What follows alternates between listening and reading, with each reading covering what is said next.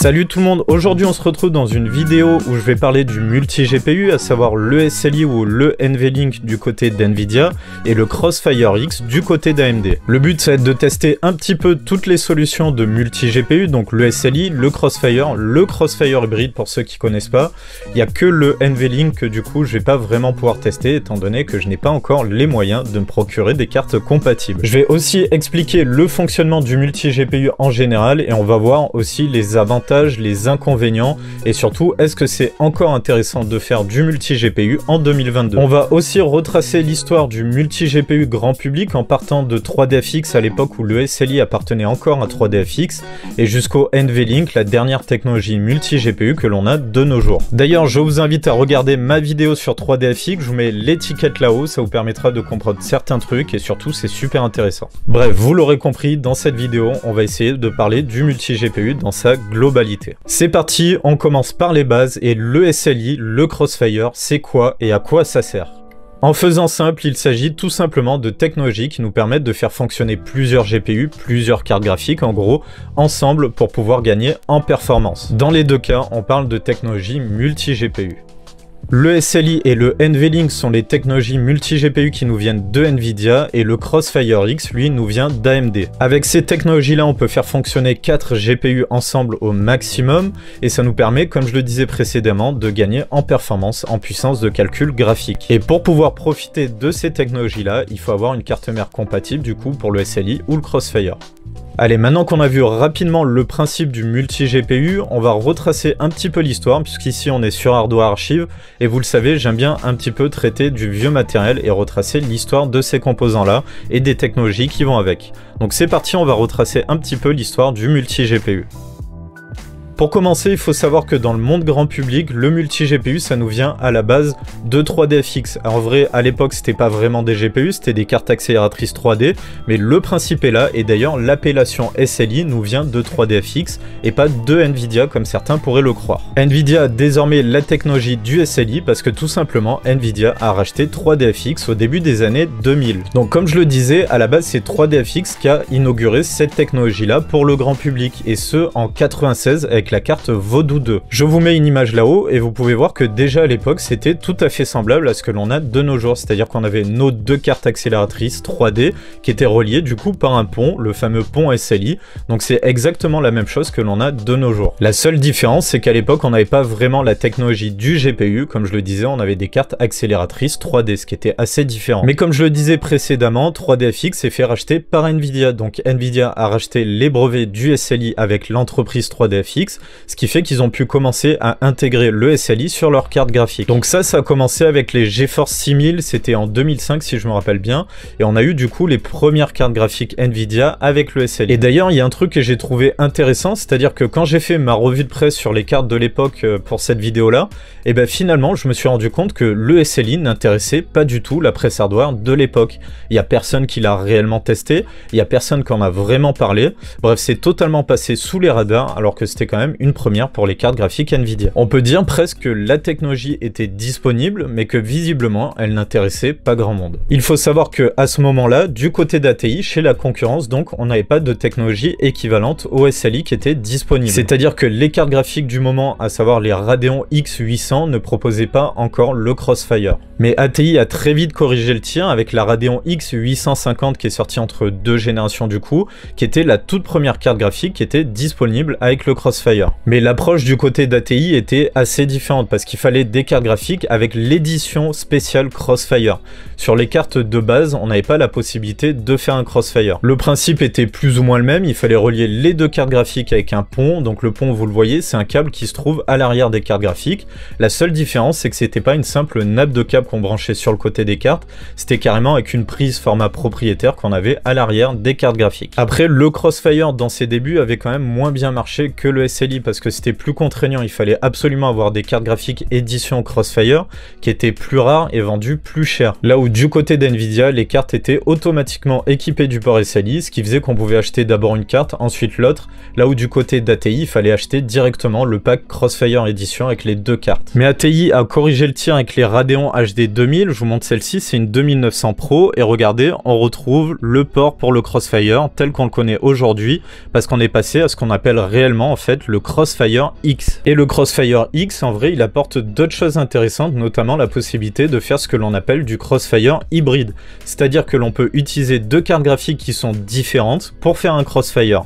La seule condition, c'est qu'on doit avoir la même microarchitecture sur ces deux cartes graphiques. Donc par exemple, il est tout à fait possible de faire un Crossfire avec cette Radeon HD 4850 et cette Radeon HD 4870. On peut donc faire un Crossfire entre ces deux cartes étant donné qu'on est sous la même microarchitecture. En tout cas, je trouve que c'est quelque chose qui est intéressant et c'est surtout quelque chose qui est très peu connu. Généralement, les gens pensent que le Crossfire et le SLI, c'est exactement la même chose, c'est juste qu'il y en a un qui appartient à Nvidia et l'autre à AMD. Mais en vrai, comme vous avez pu le voir, il y a quand même des différences. Le Crossfire hybride, c'est quand même assez intéressant et je le testerai en fin de vidéo. Il faut savoir que Nvidia a aussi proposé un SLI hybride, mais il fallait avoir une carte mère avec un chipset Nvidia absolument. Chose qui est impossible de nos jours, étant donné qu'Nvidia ne propose plus de chipsets pour les cartes mères. À ce moment-là, à savoir autour de 2006, on a aussi l'apparition des premières cartes bi-GPU. Ça a commencé du côté d'Nvidia avec la GeForce 7950 GX2. Je vous mets une image là-haut et elle a un format qui est assez spécial. Le principe, c'est que sur une seule carte graphique, on a déjà deux GPU qui fonctionnent avec un SLI qui est fait en interne sur la carte. Et donc, ça nous permet de profiter du SLI même si on n'a pas une carte mère qui est compatible pour le SLI. Le seul problème, c'est que les deux GPU vont du coup se partager la bande passante du même port PCI Express, mais bon, ça fonctionne quand même plutôt bien. Et je disais donc que c'est un format qui est un petit peu particulier sur cette GX2.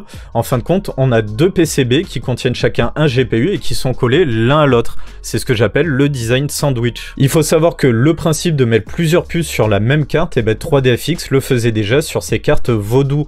On peut dire que Nvidia en vrai n'a rien inventé. Je vous mets quelques images là-haut, la plus célèbre étant la Voodoo 5 qui pouvait avoir deux puces et surtout il y avait un prototype pour mettre jusqu'à 4 puces sur la même carte. Malheureusement, cette version-là de la Voodoo 5 n'a jamais été commercialisée, mais ça reste malgré tout une légende dans le hardware. Et si vous voulez en savoir plus, j'insiste, mais allez voir ma vidéo sur 3DFX. Bref, revenons à la 7950 GX2, mais elle apporte aussi une nouvelle chose. C'est la première fois qu'on peut profiter du Quad SLI, à savoir un SLI avec 4 puces graphiques. En vrai, c'est en trichant un petit peu, c'est tout simplement en faisant un SLI avec deux cartes de 7950 GX2, ce qui donne que techniquement, on a 4 GPU qui sont un SLI. Pour le fameux design sandwich, d'ailleurs, on le reverra qu'une seule fois avec la 9800 GX2. Il y a une petite différence, c'est que les deux puces cette fois se font face et elles partagent le même refroidissement. Mais le principe reste le même, c'est-à-dire qu'on a deux cartes, à savoir deux 8800 GTS, qui sont du coup collées l'une à l'autre avec un SLI en interne. Bref, les GX2, ça fait vraiment partie des bizarreries qu'on a eu dans le hardware et moi je les trouve vraiment sympas ces cartes là. On arrive maintenant à la période 2007, 2008, 2009 et à ce moment là le multi-GPU ne va plus vraiment évoluer. C'est à dire que du côté d'ATI ou d'Nvidia on a l'arrivée du multi-GPU avec 3 ou 4 cartes et du côté d'ATI on a la première carte multi-GPU qui sort, à savoir la 3870 x 2. Pour ce qui a changé sur ces 15 années là, finalement c'est la fin des cartes bi-GPU, la dernière étant la GTX 690, depuis on n'en a pas revu, hein. C'était en 2012 donc ça fait plus de 10 ans qu'on n'en a pas vu. Il y a juste eu un modèle pour les PC Mac Pro, le fameux modèle à 50 000 €, c'est AMD qui a proposé une version je crois de la 580 en bi-GPU avec un branchement propriétaire, on n'est pas sur du PCI Express classique. Bref, mais à part ça, il n'y a rien eu du tout en carte bi-GPU. Du côté d'AMD, avec les cartes R9 290 et 290X sous la microarchitecture Tahiti, et ben finalement on a l'abandon du pont Crossfire. On a juste à mettre les cartes sur les ports PCI Express et elles communiquent du coup par le PCI Express. On n'a plus besoin de mettre le pont Crossfire pour que ça fonctionne. Du côté d'Nvidia, la seule évolution qu'on a eue sur cette période-là, c'est l'arrivée du NVLink avec les premières cartes haut de gamme RTX. On l'a eu, je crois, en 2019 ou 2020, et ça apporte quelques petites nouveautés. On en parlera plus en profondeur quand je parlerai du fonctionnement du multi-GPU. Et d'ailleurs, je pense qu'on a fait le tour de l'historique de cette technologie-là. On va donc maintenant parler du fonctionnement du multi-GPU. Pour le fonctionnement, on va dire qu'on a chaque GPU qui va calculer des images. On aura un GPU qui est appelé GPU maître, qui va synchroniser les images qui lui sont envoyées et qui va les afficher à l'écran. Et surtout, il va commander les GPU dits esclaves, il peut y en avoir 1, 2 ou 3. Et en fin de compte, chaque GPU va calculer une image chacun leur tour, que le GPU maître va du coup afficher dans l'ordre. Donc pour simplifier, on a chaque GPU qui a calculé une image chacun leur tour. Le GPU maître, lui, va les recevoir, les synchroniser et les afficher à l'écran. Pour ce qui est des cartes bi-GPU, c'est exactement le même principe, c'est juste que tout se fait en interne sur la même carte. Mais ce fonctionnement, il apporte quand même un petit problème, c'est que du coup, toutes les cartes graphiques doivent avoir dans leur VRAM les mêmes informations qui sont chargées. Ce qui fait que la VRAM ne s'additionne pas, et ça que l'on soit en SLI classique ou en carte multi-GPU. Donc si par exemple vous avez une carte qui a 1 Go, que vous mettez en SLI avec une autre carte qui a 1 Go, et bien en réalité vous n'aurez qu'1 Go de mémoire qui est utilisable. Et ça pareil pour les cartes bi-GPU comme je le disais, c'est-à-dire que même si vous avez 2 fois 2 Go sur votre carte bi-GPU, et bien vous n'aurez pas 4 Go disponibles, mais bien uniquement 2 Go. Et ça faut faire attention parce que souvent sur les sites de vente, on vous vend les cartes multi-GPU comme ayant par exemple 4 Go, alors qu'en réalité il n'y en a que 2 qui est utilisable. Donc ça c'était valable pour le SLI classique et pour le Crossfire aussi. Maintenant on va parler du NVLink et vous allez voir que ça apporte quand même des choses qui sont intéressantes. Pour commencer, le NVLink abandonne le principe de GPU maître et GPU esclave, et surtout la VRAM se retrouve du coup partagée entre les deux GPU. Donc si vous avez une carte qui a 8 Go, une autre carte qui a 8 Go aussi, et bien vous vous retrouvez avec 16 Go disponibles, et ça c'est quand même intéressant parce qu'on le verra pendant les tests, finalement la VRAM c'est un vrai facteur limitant quand on fait du multi-GPU. Le pont NVLink a aussi un meilleur transfert entre les deux cartes graphiques, ce qui évite d'avoir un effet goulot d'étranglement avec les anciens ponts SLI, ce qui nous permet là aussi de gagner en performance. Donc pour les nouveautés apportées par le NVLink, en gros ça se limite à ça, après le principe reste le même, on a deux cartes graphiques que l'on relie ensemble par un pont. Allez, maintenant qu'on a compris le fonctionnement du multi-GPU en général, on va passer au test et ça nous permettra de mieux comprendre les résultats que je vais avoir dans mes tests. On commence avec un SLI de 8800 GTX sur le jeu Half-Life 2. C'est des images qui me viennent de ma vidéo du Walmode Partie 2, donc si ça vous intéresse, je vous mets l'étiquette en haut à droite, n'hésitez pas à jeter un coup d'œil. Sur ce bench là, on est dans des conditions idéales, le SLI est très bien pris en charge par le jeu, l'optimisation est bonne, on n'est pas limité que ce soit par la VRAM ou par une question de bottleneck CPU, bref c'est vraiment des conditions idéales et on peut voir que le SLI s'exprime vraiment bien. J'avais eu du coup une moyenne sans le SLI de 110 fps et 181 fps avec le SLI activé. On a donc un gain d'environ 60%, on va faire plusieurs tests et cette valeur de 60%, pour cette vidéo là en tout cas, on considérera que c'est la valeur à atteindre pour considérer qu'on a des bonnes performances en multi-GPU. Par expérience, je pense pas qu'on va dépasser cette valeur là parce que Half-Life 2 fonctionnait vraiment très bien avec le SLI. On va maintenant tester le Crossfire hybride avec les cartes que je vous ai montrées tout à l'heure, donc à savoir la Radeon HD 4870 et la 4850. On fait ça sur le benchmark Unigine Even qui est extrêmement bien optimisé pour le multi-GPU, donc ça nous permettra de savoir quel est le gain maximum que l'on peut avoir dans cette configuration. On peut voir que sur la moitié avec le Crossfire qui est activé, la 4870 elle tourne entre 75 et 80%. En vrai c'est logique étant donné qu'il s'agit du GPU maître, il est obligé d'attendre que la 4850 ait terminé de lui fournir une image pour ensuite afficher la sienne, ce qui fait que forcément il l'attend. Ça donne une optimisation du coup qui est moins bonne parce qu'on se retrouve avec une carte qui attend l'autre, ce qui fait qu'au final c'est pas vraiment intéressant, quitte à être obligé d'attendre la HD 4850, il faut mieux faire un Crossfire avec deux HD 4850. Mais il faut reconnaître que malgré tout ce Crossfire hybride, ça fonctionne, c'est possible de le faire. En revanche, je sais pas si vous le voyez vraiment à l'image, mais moi quand je l'ai testé, et notamment en jeu, j'ai testé sur Battlefield 3, j'avais beaucoup de problèmes de désynchronisation, ce qui donnait une impression qui est très désagréable, c'est-à-dire que j'ai l'impression d'être moins fluide que si j'étais sur une seule carte graphique. Bref, ça faisait vraiment une image assez saccadée, alors que pourtant j'avais un meilleur framerate que quand j'avais une seule carte graphique. J'ai fait pas mal de multi-GPU, et c'est le seul cas où j'ai eu de la désynchronisation, donc vraiment c'est un défaut du Crossfire hybride. Je mets donc directement les résultats, et quand on a le Crossfire qui est désactivé, on a 43,4 fps et avec le Crossfire hybride du coup activé, on a 66,5 fps. Ce qui nous donne un gain total de 53,23%, c'est pas si mal, on n'est pas très loin des 60% qu'on a eu avec le SLI tout à l'heure. On retiendra par contre que le GPU le plus rapide est sous-exploité parce qu'il est obligé d'attendre le GPU qui est lui le plus lent. Donc au final, il faut mieux choisir de faire un Crossfire avec deux cartes qui sont identiques, c'est finalement bien plus optique. Quoi qu'il arrive pour cette vidéo, vidéo, je voulais vous montrer que c'était possible de faire ça, donc voilà, chose faite, on passe à la suite. On passe maintenant sur un SLI de 8800 GTS, c'est comme si du coup on avait une 9800 GX2. Mon but c'est de vous montrer une des limitations qu'on peut avoir quand on est en multi-GPU. On est sur une configuration qui est cohérente de cette période-là, à savoir 2007, avec un Core 2 Quad extrême, donc quand même un bon processeur, et le tout sur un jeu de cette période-là. Et ben malgré ce très bon processeur pour l'époque, et ben je suis bottleneck par celui-ci. On le voit, on a le processeur qui tourne quasiment à fond et nos deux cartes graphiques qui sont entre 40 et 50%, autant dire qu'elles sont sous-exploitées. Donc forcément, quand on compare avec le côté gauche où le SLI est désactivé, et ben j'ai quasiment le même nombre de FPS, la différence est presque indétectable. Et d'ailleurs ça s'est confirmé avec les résultats parce que dans les deux cas j'ai eu 47 FPS, donc le gain est tout simplement nul. On va tester maintenant la solution des cartes graphiques bi-GPU avec la GTX 590 que vous voyez là. Cette carte je vais la tester avec le SLI activé et aussi le SLI désactivé, donc ça voudra dire que c'est comme si on avait une GTX 580. Et cette 590 avec le SLI désactivé, du coup je vais aussi la comparer à une GTX 580. Étant donné que la 580 a le même GPU que la 590, ça me permettra de voir si le fait qu'on ait un moins bon refroidissement et surtout une carte qui est à la base dédiée au multi-GPU perd en performance par rapport à sa version mono-GPU.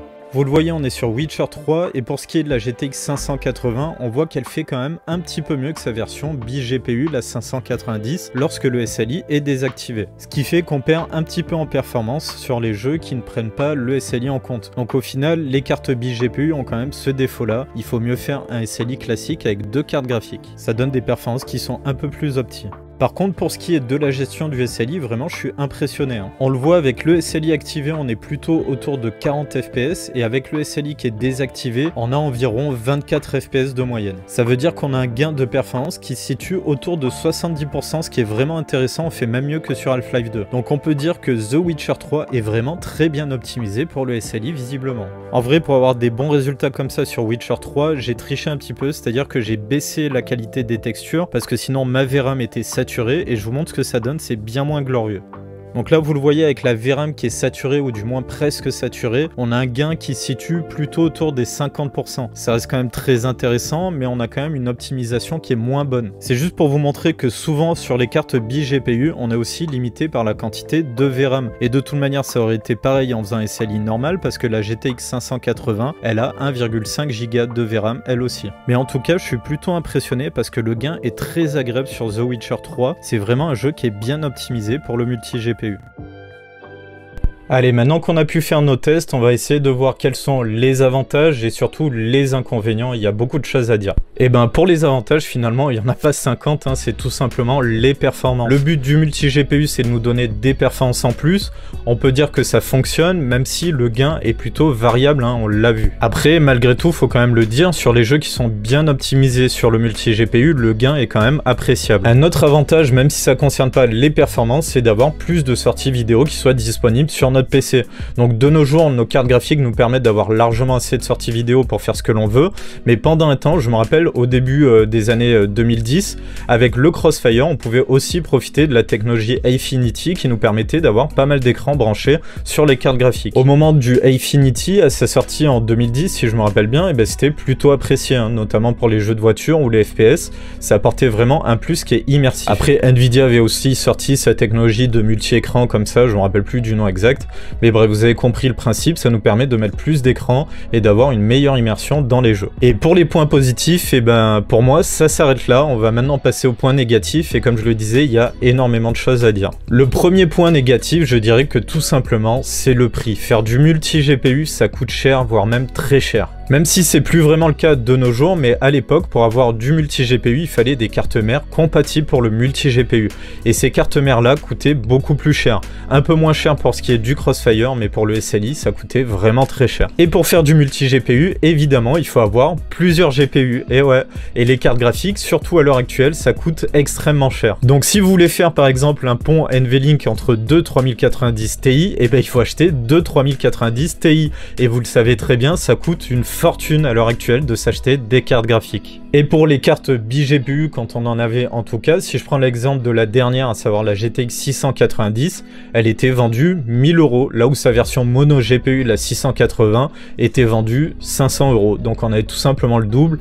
Après, c'est un mauvais exemple, puisqu'en général, malgré tout, la version bi-GPU coûtait un petit peu moins cher que si on achetait 2 fois la même carte en mono GPU. Mais c'est juste pour illustrer que même les cartes bi-GPU, elles n'étaient pas données et c'était un investissement qui était quand même important. Le deuxième défaut, et bah tout simplement c'est l'optimisation, hein. On l'a vu dans les tests, généralement le gain de performance est très variable. Ça dépend énormément de l'optimisation des jeux sur lesquels on est et ça dépend aussi tout simplement des limitations techniques telles que la VRAM ou tout simplement le bottleneck venant du CPU. Bref, pour le multi-GPU, l'optimisation c'est un vrai problème, surtout que de nos jours il y a de moins en moins de jeux qui sont optimisés pour le multi-GPU et même tout simplement qu'ils le prennent en compte, c'est de plus en plus rare. Encore un défaut ou plutôt un double défaut, c'est les contraintes thermique et la consommation. Forcément, qui dit plus de GPU dit plus de consommation et plus de chauffe. Donc pour faire du SLI, du Crossfire ou du NVLink, il faut prévoir un boîtier qui est très bien ventilé et surtout une grosse alimentation. Et ça d'ailleurs, c'est quelque chose à rajouter dans le coût total du SLI ou Crossfire. L'alimentation, une grosse alimentation, ça coûte plus cher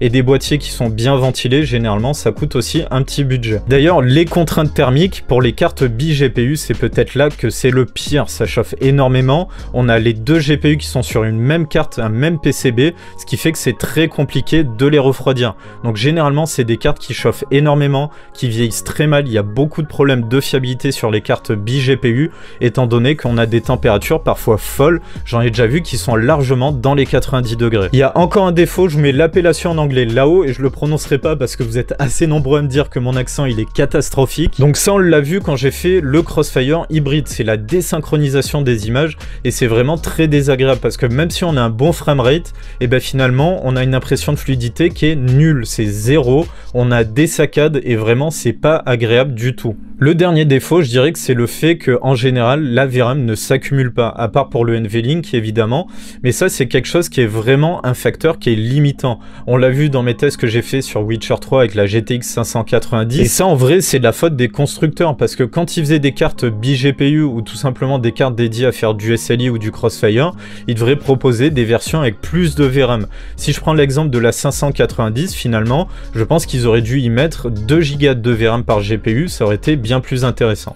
Après, il y a quand même eu des versions avec un peu plus de VRAM, je pense notamment à la GTX 770 qui existait en 2 Go mais aussi en 4 Go.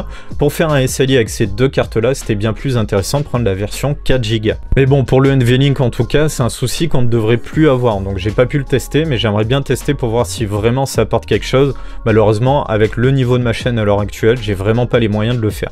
Allez, maintenant qu'on a vu le sujet en long, en large, en travers, on a vu le fonctionnement, on a fait des tests, bref, on va essayer maintenant de répondre à une question qu'on me pose vraiment très souvent.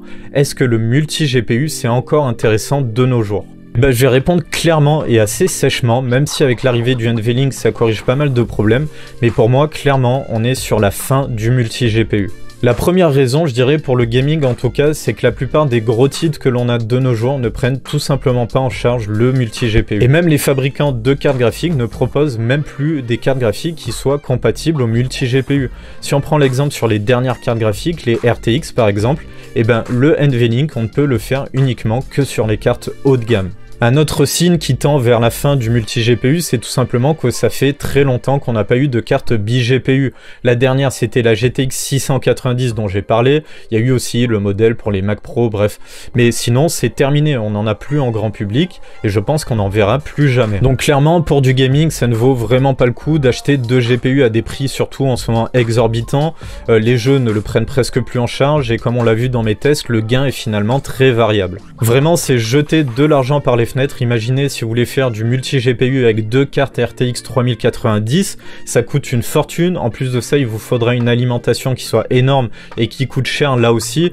Tout ça pour des jeux qui finalement ne le prennent plus en compte ou du moins assez rarement. Donc vous l'aurez compris, je l'avais dit dès le début, ça ne vaut absolument plus le coup de faire du multi-GPU de nos jours. Surtout qu'à l'heure actuelle, les cartes haut de gamme mono GPU vous permettront d'avoir des performances tout à fait convenables dans toutes les conditions. Et ouais, parce qu'il faut le dire, de nos jours, les cartes mono GPU haut de gamme, eh ben, elles envoient quand même du pâté, hein. Elles nous permettent de jouer à tous nos jeux avec les graphismes en ultra et sans vraiment de problème. Vous serez au moins au-dessus des 60 FPS. Et c'est là aussi une des causes pourquoi on n'a plus vraiment besoin de faire du multi-GPU, parce que contrairement à la décennie 2000, où pour certains jeux, je pense à Crysis qui est vraiment l'archétype du jeu qui était abusé, où on avait pour pouvoir jouer dans de bonnes conditions, pas vraiment le choix, il nous fallait faire du multi-GPU, fallait faire du SLI ou du Crossfire. Et c'est pour ça que dans les années 2000, Nvidia a déterré le SLI pour le proposer sur ses cartes, parce que tout simplement, les jeux étaient tellement mal optimisés ou tellement gourmands, ça dépend comment on se positionne, et bah finalement qu'on n'avait pas le choix de faire du multi-GPU pour avoir suffisamment de performance pour y jouer, et ce malgré tous les défauts que ça apporte. Puis malgré tout, faut quand même se rappeler qu'à cette époque-là, on payait nos cartes graphiques quand même bien moins cher que de nos jours. Je prends l'exemple de la fin des années 2000, le haut de gamme des cartes graphiques se situait entre 200 et 400 €. Donc faire un SLI à l'époque, c'était quand même bien plus abordable que de nos jours. Et surtout, on avait l'optimisation qui suivait à ces époques-là. La majorité des jeux étaient compatibles avec le multi-GPU, ce qui n'est pas le cas de nos jours. Donc c'est pour ça que je pense que finalement, le multi-GPU, eh ben, c'est déjà une technologie du passé. Même s'il y a eu une tentative de mise à jour par Nvidia avec le NVLink, c'est quelque chose dont on n'a plus le besoin comme on pouvait l'avoir dans les années 2000 justement. Donc pour le mot de la fin, je dirais que pour du jeu vidéo en tout cas, le multi-GPU c'était bien à l'époque, mais de nos jours, eh ben c'est fini. Allez, c'est la fin de la vidéo, j'espère que ça vous aura plu, parce que ça m'a demandé pas mal de travail de documentation, de tests aussi. C'était une vidéo que j'ai voulu faire très complète sur le multi-GPU, parce qu'on me pose quand même pas mal de questions là-dessus. Donc j'espère que ça aura répondu à vos questions, et surtout j'ai voulu parler du fonctionnement, parce que finalement, eh ben, très peu de personnes parlent de comment fonctionne le multi-GPU, et j'ai trouvé que c'était super intéressant à vulgariser, c'est pour ça que j'ai voulu vous en parler dans cette vidéo. Bref, j'espère que la vidéo vous aura plu, n'hésitez pas à mettre le pouce en l'air si c'est le cas, ou à vous abonner si vous l'avez pas déjà fait, et surtout n'hésitez pas à faire un tour aussi sur le Discord, je vous mets le lien dans la description. C'est un Discord que j'ai pour but de faire communautaire, hein, je le gère presque pas, j'ai mes admins qui sont là pour ça, ceux qui traînent dessus les connaissent. Bref, n'hésitez pas à faire un tour, vous verrez, c'est sympa, on discute hardware, on se donne des conseils, on s'entraide. Bref, vraiment c'est intéressant, donc n'hésitez pas à faire un tour sur le Discord. Allez, c'est la fin de cette vidéo, et comme d'habitude, prenez soin de vous, on se retrouve dans une prochaine vidéo.